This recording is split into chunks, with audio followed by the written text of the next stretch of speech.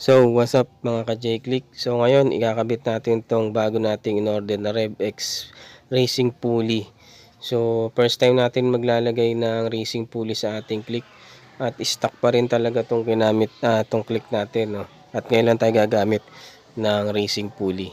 So, sa ngayon, malalaman natin kung ano yung magiging performance nito pagka check natin siya pag nakabit na natin. Pero sa next video gagawa tayo ng bagong update kung ano ang magiging performance niya.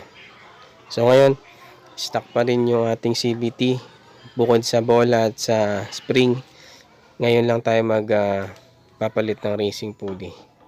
So abangan natin yung next video na gagawin ko kung ano naman yung magiging update, kung may pagbabago ba dito sa takbo ng ating Honda Click dahil nagpalit na nga tayo ng racing pulley kasi may degree na siya. So yung stock, wala naman tayong ginalaw doon.